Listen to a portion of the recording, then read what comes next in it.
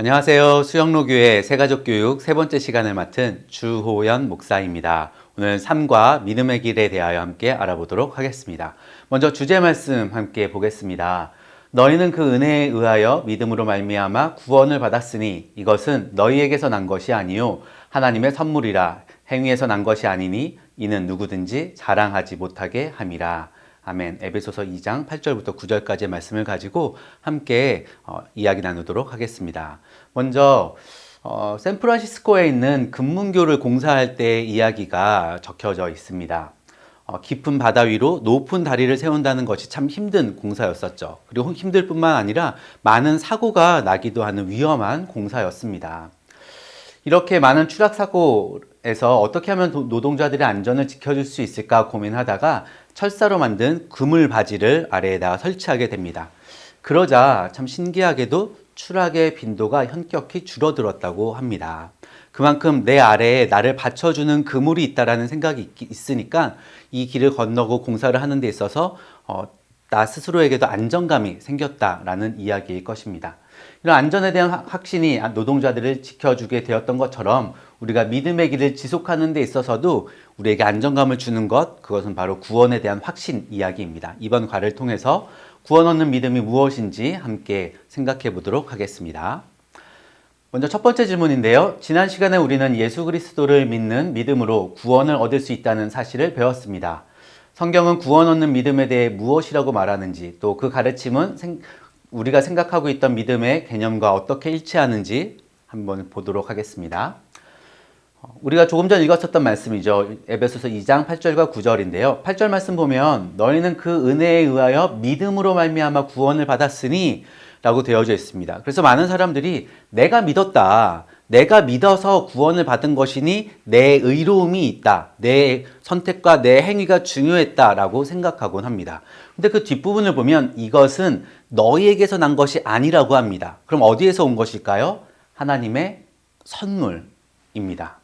그 아래에도 보시면 9절에 행위에서 난 것이 아니니 이는 누구든지 어떻게 해요? 자랑하지 못하게 함이라. 내가 결정했습니다. 내가 생각을 잘한 것이고 내가 좋은 선택했습니다가 아니라 심지어는 나를 믿게 한 그것까지도 하나님의 선물이라는 고백입니다. 사도행전에 보면 사도 바울이 전도를 하던 중에 그 사도 바울이 하는 그 전도의 메시지를 듣고 루디아라고 하는 한 여인이 예수님을 받아들이게 됩니다. 근데 그 부분에 대해서 성경은 무엇이라고 이야기하냐 하면은 주께서 그 마음을 열었다라고 표현하고 있습니다. 주께서 그 마음을 열었다. 우리가 믿는다는 것 역시도요, 내가 믿고 싶다고 해서 믿어지는 것이 아니라 주님이 그 마음을 열어주시고 복음을 이해하게 하시고 그것에 동의하게 하시고 순종하게 하시는 그 하나님의 선물인 것을 이야기하고 있습니다. 네, 두 번째 문제 함께 보도록 하겠습니다. 믿음이 하나님의 선물이라는 사실이 우리에게 주는 유익이 있습니다. 디모데후서 1장 12절 말씀 함께 보겠습니다.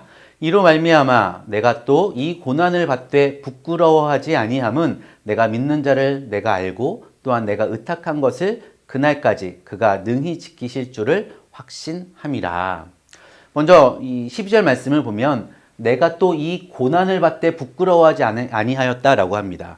예수를 믿고 이 복음을 붙들고 살아가는 그 삶이라고 해서 고난이 없느냐? 그렇지는 않습니다. 우리의 삶에 여러 가지 어려움이 생기고 문제가 생깁니다. 그럼 그 속에서 우리의 마음속에 혹시 내가 하나님의 구원을 받지 못한 것은 아닐까? 하나님의 은혜를 받지 못하는 사람은 아닐까? 이렇게 우리가 위축될 수가 있습니다. 그런데 성경이 분명하게 우리에게 이야기하는 것은 고난 속에서도 우리가 그 하나님의 구원을, 하나님의 은혜를 기대하고 사모할 수 있는 까닭이 있는데 그것이 바로 내가 알고 또한 내가 의탁한 것을 그날까지 누가 지키셔요? 그분이. 하나님께서 능히 지키실 줄을 내가 확신함이라 라고 고백하고 있습니다. 믿음이 하나님의 선물이라는 것은 내가 믿음을 지키는 것 이전에 하나님께서 나에게 믿음을 주셔서 나를 지키고 계시다라고 하는 그 능력을 이야기해 주고 있습니다. 또 두 번째는요. 빌립보서 1장 6절인데요. 너희 안에서 착한 일을 시작하신 이가 그리스도 예수의 날까지 이루실 줄을 우리는 확신하노라. 우리 안에서 착한 일을 내가 시작했나요? 아니죠. 착한 일을 시작하신 분이 따로 계십니다. 우리는 예수를 믿고 복음을 따라 살아가다가 때로는 나의 연약함에 흔들릴 때가 있습니다. 내가 예수 믿는다고 했는데, 내가 착하게 살고 바르게 살기로 결단했는데 내 삶에 왜 아무런 변화가 없지? 나는 왜 하나님이 원하시는 그 삶을 살지 못하지? 나의 연약함이 나를 속상하게 할 때가 있습니다. 그래서 이곳은 나에게 어울리지 않는 길인가? 라고 오해하는 그때 빌립보서가 이야기해주고 있는 것은 우리 안에 착한 일을 시작하신 그분이 마침내 이루실 것이다 라고 하는 확신입니다. 믿음이 하나님의 선물이라는 것이 우리에게 주는 중요한 주제가 또한 여기에 있습니다. 하나님께서 이루십니다. 선물을 주시니께서 그 선물의 그 능력을 우리가 풍성히 누리도록 우리 가운데 그 일을 끝까지 해내십니다. 네, 다음 문제입니다. 우리는 자신이 구원받았음을 어떻게 확신할 수 있습니까? 구원을 확증하는 믿음의 3가지 요소에 대해 알아보고 자신에게 구원의 확신이 있는지 점검해 봅시다. 3가지 요소가 무엇인지 하나씩 차례차례 알아보도록 하겠습니다. 먼저 첫 번째는 믿음의 지적인 요소입니다. 지적인 요소. 말씀을 먼저 보면은요, 요한일서 5장 9절 말씀입니다. 만일 우리가 사람들의 증언을 받을진대 하나님의 증거는 더욱 크도다. 하나님의 증거는 이것이니 그의 아들에 대하여 증언하신 것이니라. 여러분 아마 교회 오시기 전에 여러 가지 교회 오면 이렇게 좋아 여러 이야기들을 들으셨을 거예요. 내가 기도했을 때 하나님이 이렇게 응답해 주셨고, 내 마음이 어려울 때 예배하고 기도할 때 내 마음에 어떤 변화가 있었고, 내 질병이 어떻게 나았고, 여러 가지 사람들의 증언을 받았을 것입니다. 그것도 참 귀한 이야기이죠. 그러나 사람들의 증언보다 더 크고 귀중한 것이 있는데 그것은 바로 하나님의 증거입니다. 그리고 여기서 말하는 하나님의 증거는 성경에 기록되어 있는 성경 말씀을 이야기하고 있습니다. 그 하나님의 증거, 성경은 이것이니 그의 아들에 대하여 증언하는 것이니라. 성경은요, 그의 아들 예수 그리스도께서 오셔서 어떤 일을 이루시고 우리의 삶에 어떠한 힘과 능력으로 함께하고 계시는가에 대한 수많은 증언들이 담겨져 있습니다. 그것이 바로 하나님의 말씀, 성경에 있고요. 그리고 요한일서 5장 11절 말씀을 보면 또 증거는 이것이니 하나님이 우리에게 영생을 주신 것과 이 생명이 그의 아들 안에 있는 그것이니라. 하나님의 말씀, 성경 안에는 영생 그리고 생명이 그의 아들 예수 안에 있다라는 것이 기록되어져 있고, 그것을 우리에게 끊임없이 강조하고 부각시켜주고 그 의미가 무엇인지를 설명해 주면서 우리에게 그분이 나를 붙들고 계시구나, 그분이 나에게 이 믿음을 선물로 주셨구나, 구원을 선물로 주셨구나 라고 하는 구원의 확신을 갖게 해줍니다. 두 번째, 믿음에는 또한 감정적인 요소가 포함되어져 있습니다. 로마서 8장 16절을 보면 성령이 친히 우리의 영과 더불어 우리가 하나님의 자녀인 것을 증언하시나니. 우리가 말씀을 듣고 예배 생활을 하다 보면 성령께서 우리 안에 증언을 해주시는데 어떻게 해주시느냐 하면은요, 예수님의 제자들 중에 2사람이 엠마오라는 곳으로 올라가던 길이 있었습니다. 근데 그 길에 예수님께서 불현듯 나타나셔서 그들에게 성경 말씀을 쭉 풀어주십니다. 그 말씀을 듣고 나서 제자들이 뭐라고 이야기하냐면, 우리에게 성경 말씀을 풀어주실 때 우리의 마음이 뜨겁지 아니하였느냐라고 이야기합니다. 말씀을 들을 때 그 말씀이 내 안에 뜨겁게 반응되어지는 것입니다. 감정적으로. 아멘! 그렇군요. 믿어집니다. 불신 혹은 두려움 속에 있었는데 내 마음에 감정적인 담대함이 생기기도 하고요. 이런 여러 가지 감정적인 요소들이 우리에게 일어날 때 이것은 바로 성령께서 우리 안에서 함께 우리의 영과 더불어 우리가 하나님의 자녀인 것을 증언하고 있는 그러한 증표이기도 합니다. 또 3번째로는요, 믿음의 의지적인 요소가 있습니다. 의지. 예수님을 믿는 사람에게 요한일서 2장 3절 말씀을 보면 우리가 그의 계명을 지키면 이로써 우리가 그를 아는 줄로 알 것이요. 말씀을 들으면은요, 어떤 마음이 생길까요? 우리의 마음속에 순종하고자 하는 그러한 마음들이 생깁니다. 내가 그 말씀대로 살아야지. 그 말씀대로 살았을 때 내게 복이 된다는 것이 믿어지고 감정적으로 그것에 대한 기대감이 생기니까 삶에 어떤 어려움이 있어도 그렇게 살게 됩니다. 살고자 하는 그러한 욕구가 생겨납니다. 또 요한일서 2장 5절 보면 누구든지 그의 말씀을 지키는 자는 하나님의 사랑이 참으로 그 속에서 온전하게 되었나니 이로써 우리가 그의 안에 있는 줄을 아노라.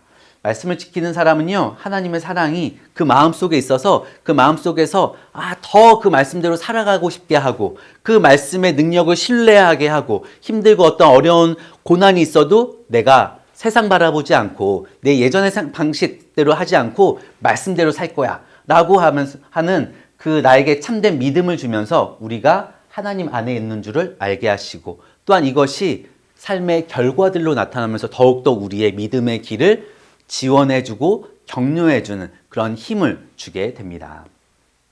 그래서 믿음의 의지적인 요소는요, 예수님을 믿는 사람에게는 변화된 삶, 말씀에 순종하는 변화된 삶이 증거로 나타나게 됩니다. 네 번째 문제입니다. 구원을 얻은 성도에게 나타나는 삶의 변화는 믿음의 길을 걷는 내내 지속됩니다. 성경이 보여주는 그 삶의 구체적인 모습은 무엇인지 함께 보도록 하겠습니다. 먼저 첫 번째는요, 고린도후서 7장 1절 말씀 함께 읽어보겠습니다.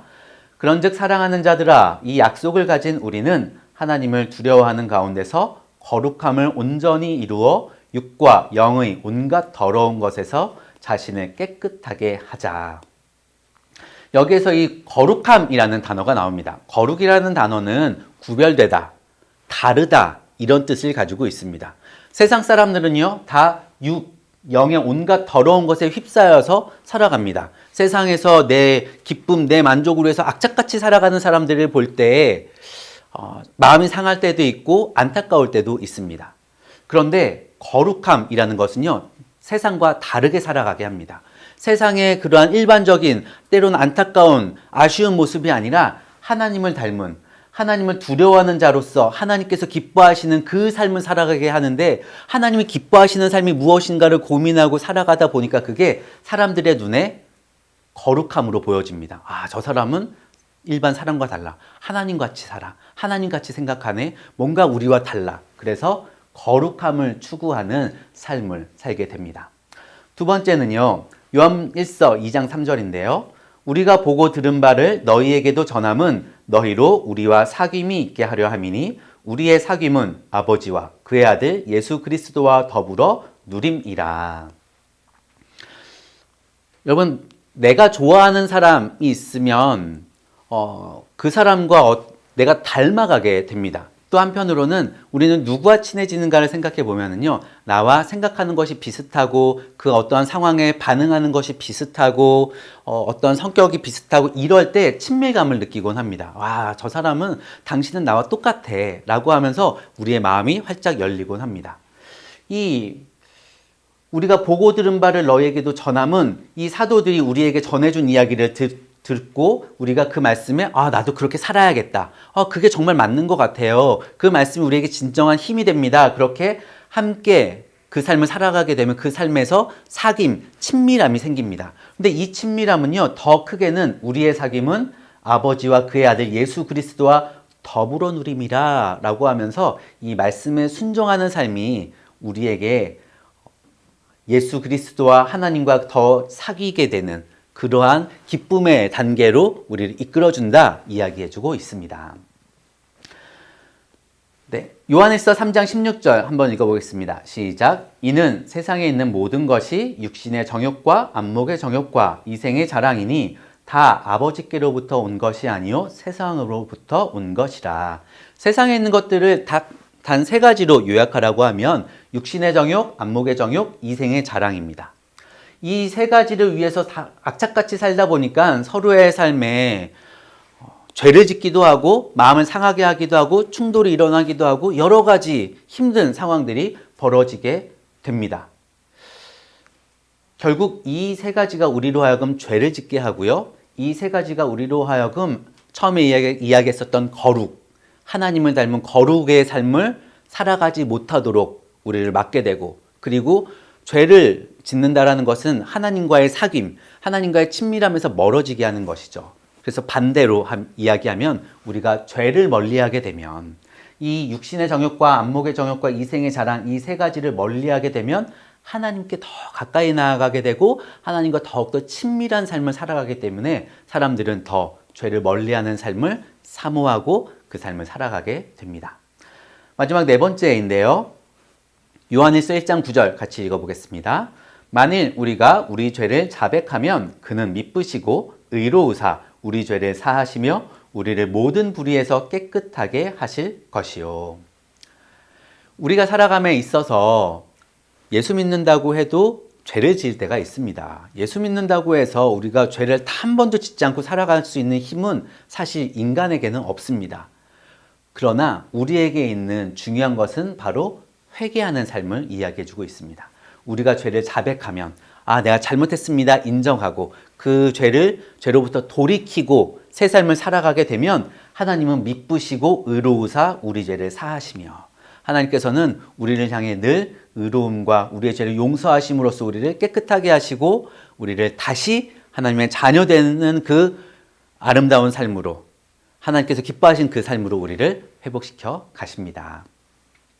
결론입니다. 하나님은 타락한 인간에게 구원의 길을 보여주셨습니다. 그 길은 예수 그리스도를 나의 구원자이자 주님, 나의 주인으로 믿는 믿음의 길입니다.